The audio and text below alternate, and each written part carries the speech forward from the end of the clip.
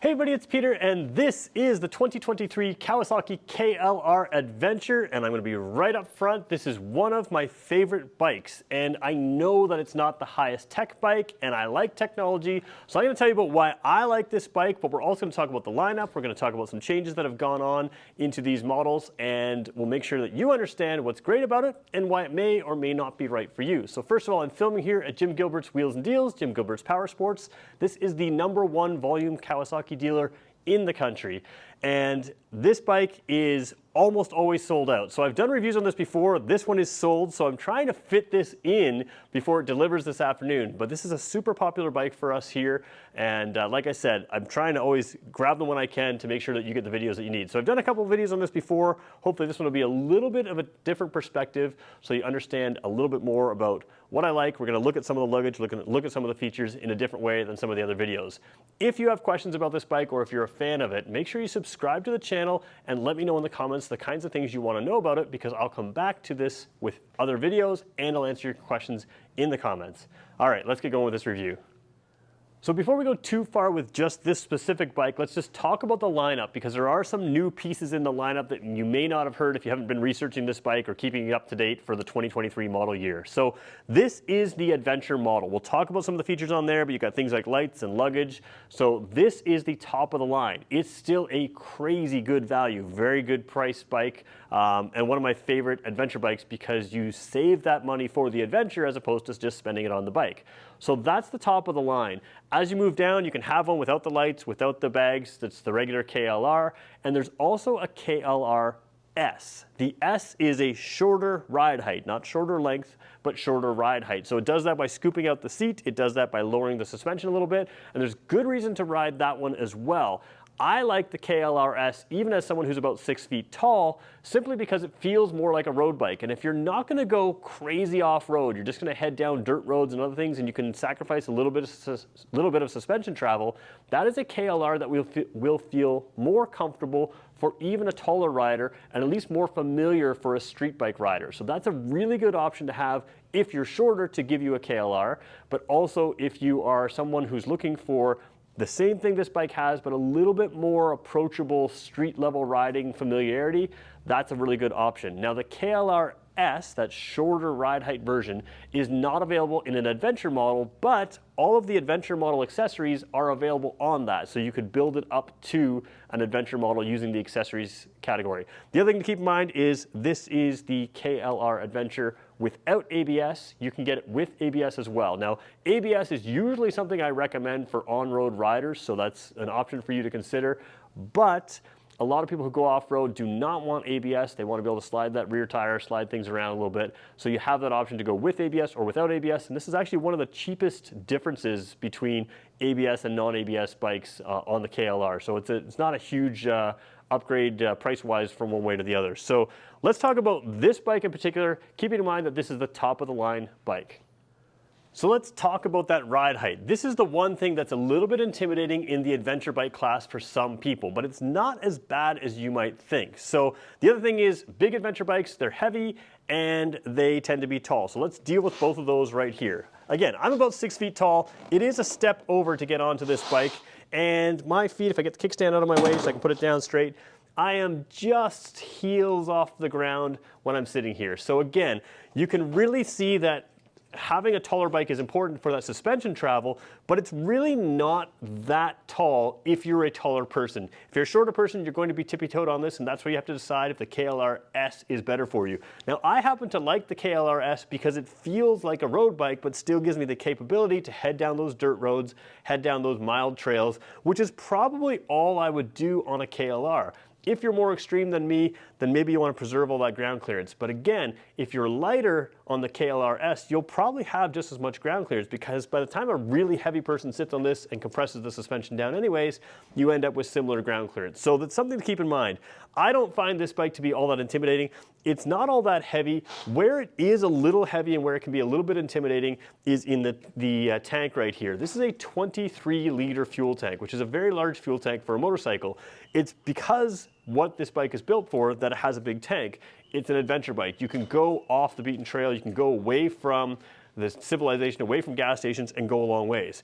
adding a big fuel tank adds weight up top. So any adventure bike, when you fill it with fuel, is going to have some weight up top, and that's sometimes where, you know, that sort of heavier bike feel comes from. But it's really not that heavy of a bike to maneuver around. It's very comfortable here, and it's not really that intimidating. The other nice thing about this is these are among the widest bars of anything that Kawasaki sells. So you have very good control, and they turn very sharp. Quite sharp. So unlike a street bike, especially something like a sport bike, which really doesn't turn that sharp, you've got very, very, very good control over this bike. So when you look at a spec sheet and you see the weight and the height, sometimes that can be intimidating, but I can tell you from sitting on this, most people are pretty comfortable and not so intimidated by this, as long as you're comfortable having a bike that, like I said, is a little taller. It's very easy to control. So let's talk about some of the features on this bike specifically and why they matter and why I would choose this bike over bikes that cost twice as much to do the same adventure.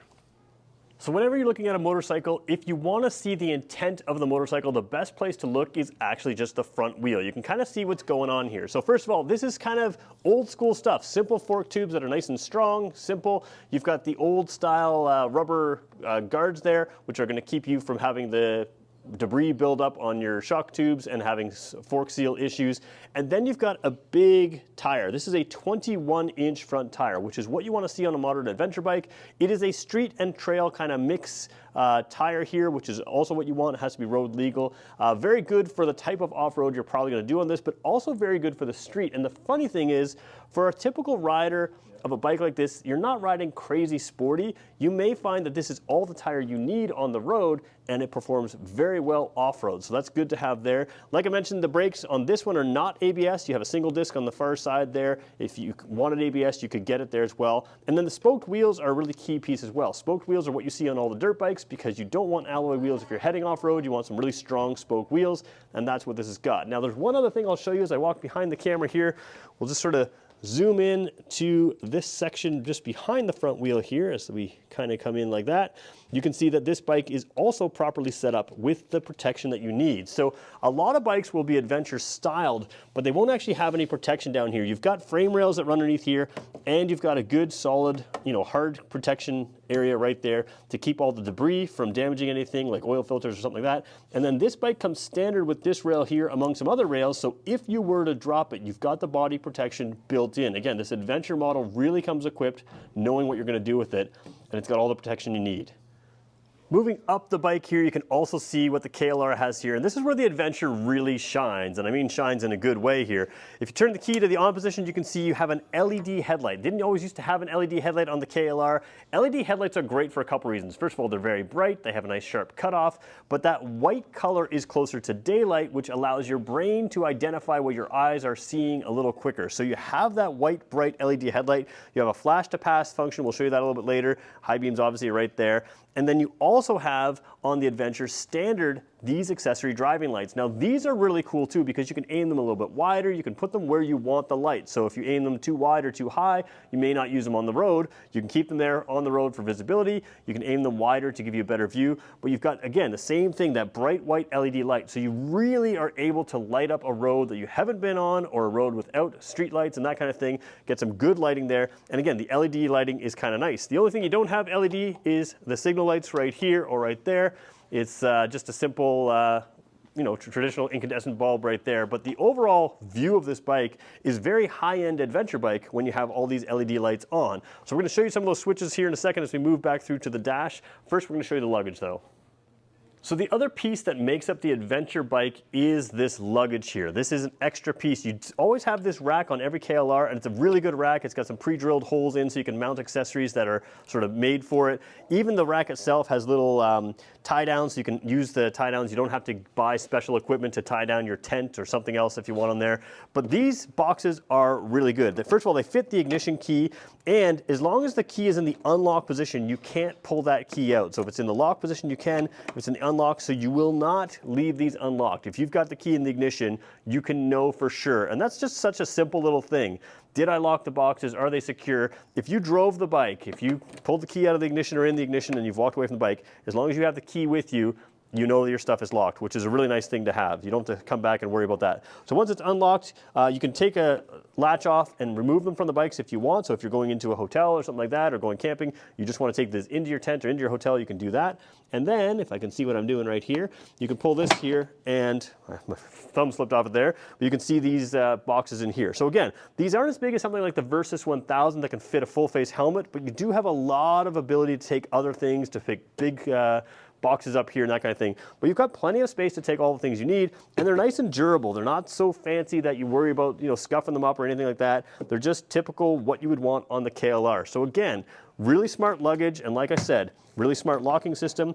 If the key is in there, if the key is in your hand, you know you've locked them. If the key's in the ignition, you know you've locked them. So again, if you've got your key, you don't have to worry about your stuff being taken, tampered with, stolen, whatever it is. So that's a pretty cool system right there to go along with this built-in system on every other KLR. Let's take a look at the dash and the controls now. So taking a look at the dash here, this is the one interesting piece about this bike, and it's kind of the controversial piece, and I've talked about it in the past. First of all, let's just be blunt. It does not have a tachometer on there. Now, because it's a single-cylinder bike, a single-cylinder thumper does not rev like a Kawasaki sport bike. You're not making peak power at the top revs. This bike is incredibly easy to drive. You can feel where the power is, and you can shift, without needing to know where the where the revs are. So as much as I would like a tech or tack, you don't really need it on this bike. You're not driving this thing to redline all the time because it's not making full power there. It's making the power in that mid-range of the revs anyways. So it's very easy to drive. So again, simple dash here. Let's zoom all the way in here. Now, what you've got here, you probably didn't see when I turned it on. A lot of people think this is a gear indicator. It's not. That's just your battery voltage. If your battery's low, it'll show up in there. No gear indicator on this. This is a simple back to basics bike. It's a 5-speed transmission, and that's kind of all you need. The KLR is not perfect at everything, but it's very good at everything, and that's kind of where it sits. So basic dash, all you need is a big fuel gauge here, easy to see. You've got a clock in there, and then you've got an odometer, so trip odometer, trip B as well, and that's it. You've got a reset button over there, some warning lights. You can see you're in neutral. You can see if you've got your high beams on over there. Simple stuff. So I have a theory about this, and let's just talk about that real quick. So here's my theory. I am a technology buff. I always like the latest and greatest technology, and I'm trying to figure out why I like this bike. And I think the reason is that a lot of technology in motorcycles can be showroom fancy, but not riding practicality. And that's really where the KLR hits that sweet point. Do you want to pay thousands of dollars more for a dash that can do a whole bunch of things, but the reality is 95% of the time you're riding it, you're just going to leave it in the basic settings. You're just going to look at the basic settings. There's things that you can brag about to your friends, but when you're actually riding and talking about riding enjoyment, there are a number of features in modern dashes that really don't do it for me. Something like the lean angle sensor on the Versys 1000. It's pretty cool to see that in my dash, but I don't really care. It doesn't really add to my driving enjoyment. Now, there are other pieces in that bike that make it worth the money it's worth, but at the end of the day, to me, riding's about enjoyment, and if I have the basic information, I'm pretty happy. But now let's look at the controls, features, and options on this bike, because that's where this bike does really well.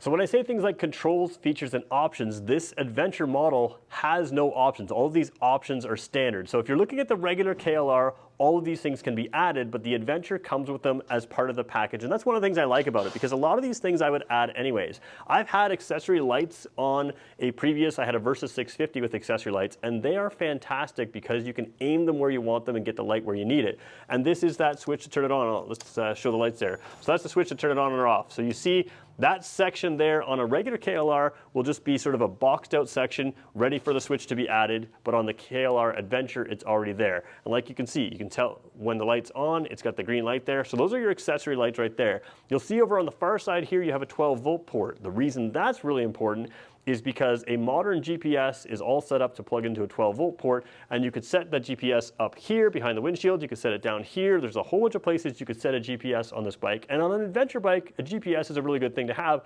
especially a non-phone GPS, because sometimes if your phone loses service, you can really lose the data that you need to run certain GPSs on your phone. So having this 12-volt port is handy, having that lights is handy, but then we'll go over on this side here, and you have a large section down here that, again, on a normal KLR would just be sort of this boxed out area. But on this one here, it's a little bit tricky to get to. It's kind of got a rubber seal here and then another rubber seal in there, and that is a USB port. So the USB port is nice to have, and I always have a tough time getting this done on video, getting it back on, but there we go, we're close enough. The USB port in there is helpful for your phone. So you can have your phone up here on the dash, you can have another accessory like a GPS up there as well, and it's all preset and ready to go. So again, if you get a regular KLR, you have the option to add all of these things. On a regular KLR, it'll be a plastic cutout here, a plastic cutout there, a plastic cutout there, or think panels that can be cut out for all those things. But once you move to the Adventure, it's already pre-installed and it's all ready to go, which I think is really good. Taking a look at the left side controls here, there's a piece you can't see. Remember I said flash to pass? That is a little trigger over here. So if you want to grab someone's attention, you can very quickly do that by flashing that bright white LED high beam. You've got the regular on and off for your high beams there, your signal lights there, horn down there. So basic stuff, but good stuff here. Obviously the clutch lever there, easy to reach, no problem. And then you've got the hand guards. Now on something like the Versys 1000 or the Versys 650, you have a different style of hand guard. And realistically for those road bikes, that's protecting you from road debris, keeping you warmer, that kind of thing. On here, it's able to take some of that trail debris. It's a flexible piece here a little bit, so it can take a little bit of abuse, scratch it up a little bit. If you ever had to replace it, it's not crazy expensive to replace, but you can see that will keep your hands safer, keep them warmer. If you wanted to add things like heated grips on here, you could do that as well. But set up the way it is, it's pretty good to go. And then as we go up to the mirror there, you can see there I am in the mirror. The mirror is a simple round mirror, as you can see, and that is something that is just perfect for if it gets damaged by a tree branch or something like that. It's not a crazy expensive mirror, simple to replace, and it's also positioned very well. Like I mentioned, these handlebars are very, very widespread, and they will easily clear your shoulders and your passenger's shoulders to make sure you can see what you need to see behind you. So now let's talk about what this bike is within its class and who it's for. So first of all, this started out as a big dual sport bike back in the 80s. It's evolved over time, and when you come in and see it today, you can really see that adventure bike flair to it. That's what this is. This is a much more comfortable seat than a typical dirt bike. You can sit on it all day. The line here from the seat to the back rack is nice because if you're not taking a passenger, you can take a little extra stuff and have that sort of level area. Like I said, you could fit a tent on here, just strap it on down.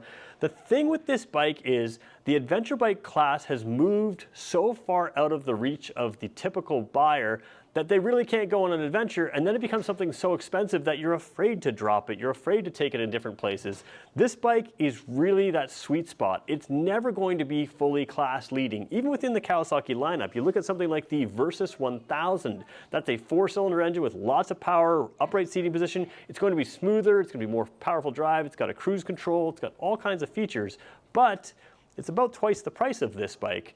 And this allows you to get out and save the money for the actual adventure. And that's the thing with me is 90% of the riding enjoyment just comes from the basics of the bike. Having some luggage, having tires and wheels and suspension and riding position and wind protection that can handle your ride. All of the rest is technology that matters in certain situations, and I like it and would want it. But the thing with this is you're not paying for things you don't need.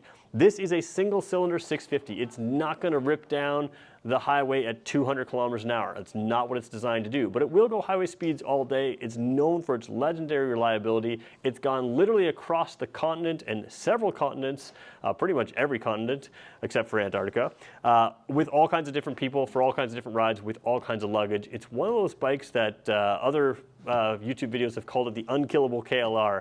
And it really is a bike known for its reliability and known for its simplicity. I like the adventure model here because the protection that comes with it here, I really like the lights, I really like the extra USB and 12-volt ports here. The upgrade to the LED headlight is a nice upgrade. The seating position is very good, and it is what it is. It's not designed to be the top of the line everything because it hits a great price point to get you out in any kind of riding you want to do. From street riding to trail riding to adventure riding, this is a bike you can look at and decide if you want to go across the town to go to the store or across the country on an adventure. It's a great bike. So who should buy it? Someone who has expectations of a good, fun bike, but someone who doesn't need class-leading performance in every single category. This is a middle-of-the-pack performance bike at a great value that will do everything that most riders will ever want to do. Most of us, when we get into some of these big, high-powered bikes, can't ever handle that power anyways.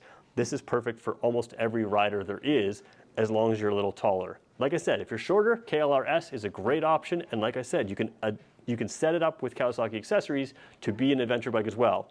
This bike is sold. It's going out the door today, but of course we can get them for you here. If you're interested, swing in and buy Jim Gilbert's Wheels and Deals, Jim Gilbert's Power Sports. They can connect you with a KLR. And of course, if you want to know more, I'll have more on video in the future as well. So let me know in the comment section. Let me know if you own a KLR, what you love about it, and we'll talk to you in the next one.